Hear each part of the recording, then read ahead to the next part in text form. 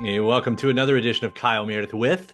It's the interview series presented by WFPK at WFPK.org, Consequence and the Consequence Podcast Network. Thanks as always for making your way here, for checking out the series. Hit that subscribe button so you can keep up with all the interviews that I put out every single week, new and every Monday, Wednesday, and Friday. 3 a week to keep you up to date on your favorite artists and discover some new ones. You can grab us anywhere you get your podcast from: Spotify, Apple Podcast, NPR, WFPK.org, Consequence, or of course right here on YouTube for the video versions. Anywhere you get your podcast from, you can subscribe to Kyle Meredith with. That's me, Kyle Meredith, today talking with legendary actress Heather Graham. She has written, directed, and starring in the second movie that she's written, directed, and starred in. This one's called Chosen Family. I'm going to read the synopsis here. Heather Graham, who plays Anne, a yoga teacher struggling to achieve inner peace despite the fact that her family is driving her crazy and her dating life is miserable. She doesn't know how to say no and wants to fix everyone's problems. In the meantime, Anne struggles to save her sister, played by Julia Stiles, from addiction with disastrous results. And with so many expectations on her, Anne leans on her good friends for their support. They in turn set her up with a cute divorced dad who has an adorable 7-year-old daughter. And when Anne meets Steve's daughter, Lily, she's immediately smitten. But Lily doesn't feel the same. And as Steve and Anne get closer, Lily grows increasingly jealous and competitive. And when Lily starts to misbehave, Anne sees that Lily can do no wrong in Steve's eyes. She's in the battle of her life with a 7-year-old. It's a movie that tackles heavy subjects, but it's a movie with a lot of hearts and a lot of comedy. In fact, I've also on this same series talked with Julia Stiles and Thomas Lennon, who's in it, so you can find those videos out here as well. So let's get into this. Let's talk about Chosen Family. It's Kyle Meredith with Heather Graham. I like all your cool, I don't know if those are like record covers or posters. They're cool. Posters. I Oh wow. I'm glad that you brought that up. Having Thomas and Julia on here, the first thing they noticed was this, and I said, "Well, now that you've said something about it, you have to play the lightning round and tell me your favorite songs." So now I've got to Oh throw my you God. Prince. Do you have a favorite Prince song? I want to be your lover. You know that song. Yeah. It's a great one. All right, and we'll end with REM. Do you have a favorite REM I song? mean, losing my religion, of course. It's one of the Great. best songs of all time. It's amazing. Yeah. Amazing. Well, on to the bigger subject. Congratulations on Yeah. Chosen Family. Seriously, Thank I you. know the amount of work that had to be put on this. I've heard you talk about like, I mean, how long have you really been trying to get this going?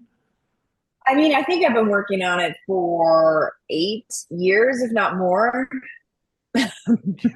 But actually, the movie business, it's not that weird. Like, there's people that work on movies for a long time. But yeah, it's been a long time. Still, knowing this is a passion project, I mean, the obvious question I know I should ask is like, why did you want to tell this story? Like, why was it important to know how big of a mountain it is to climb to make your own movie? Like, why was the story important? I think, I was just really intrigued by the idea that sometimes, like, the dysfunctional dynamics in your own family that you want to get away from, that you can attract them in your relationships, and the idea of just friends can be your family. And I think it's a journey that I went through, trying not to be a people pleaser. And I just thought, is there a way to tell this story and make it funny and hopefully somewhat, inspiring? And even though it's kind of sometimes dark subject matter, that somehow at the end you feel uplifted. That was my goal. Yeah. I I really like what I got from it too. I've been married twice. I've been married now for 10 years on the second one, but that first one and the transitional moments, like when you have to date again and seeing that on screen and knowing like, yeah, I did all of those things, for Did you? better Okay, so you could and worse. relate. Yeah, very, very much relate.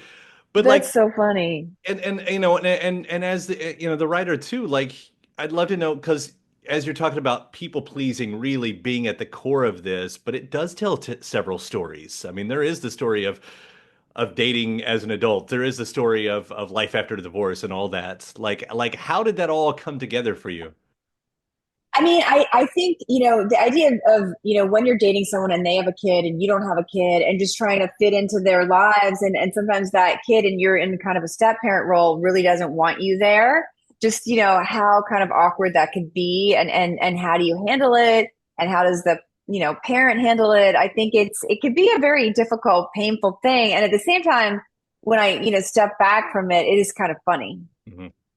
Oh, it's Because very these funny. kids, it's funny because I feel like past generations, parents would just be like, shut up and do what I say. And, now I feel like people are like, they give the kids the power. They overly make the kids like, okay, spoil the kids. The kids are entitled. The kids don't have to follow any rules. So I kind of was just exploring that sort of dynamic where if the parents can't, the dad doesn't really know how to set boundaries with his daughter. And that my character doesn't really know how to set boundaries with my family. Hmm. And which results in some really funny cringe moments, the dance off. I mean, I know that's had been talked about a lot, but how do you direct that moment right there? Well, it's funny because when I wrote the script, I was like, "This is so ridiculous! Like, is this just going to be?" But I did think this could be the funniest scene in the movie. Which, and now that we've taken it to some film festivals, it is the funniest scene in the movie. And I remember on the day I was nervous. I'm like, "Is this gonna like work?" But it's funny because the actress Ella Grace actually is like a really amazing dancer, and she does competitive dancing, and she was really excited about the scene, and she was like practicing and like recording it, and it was really fun, actually. Yeah, well, it's fun to watch, but at the same time, it's like, oh God, I know. Everyone's like, it's cringy. It's cringy funny. in the best way. Um, Looking back at this, as we're talking about too, like getting a film, writer, director, star, with your work, especially in the 90s independent film revolution, thinking of Drugstore Cowboy, Nowhere, Swingers, all of those, like how much of coming up in that scene, like gave you the language for what you're doing now? I think that's what inspires me the most is independent cinema. I feel like it feels less corporate. It feels less, oh, let's do another sequel of something we've already seen. It feels a little bit more creatively fresh. So I am inspired by that for sure. Yeah. But like, are you able to go back? Because I'm sure when you're in the moment back in the 90s, like you're thinking about being the actor and everything, but like, were you given the tools then? Were you paying attention in that way? I mean, a movie that I watched that I was inspired by that might not have been the 90s, I think it might have been early 2000s, but was Little Miss Sunshine. That definitely had that independent cinema that kind of crossed over into being like a commercial hit. But yeah, those just kind of I love that kind of storytelling. That's just it's got humor, it's got drama, it's kind of painful, but it's also something about it at the end of it you feel somehow uplifted. That's definitely what I was going for. Yeah.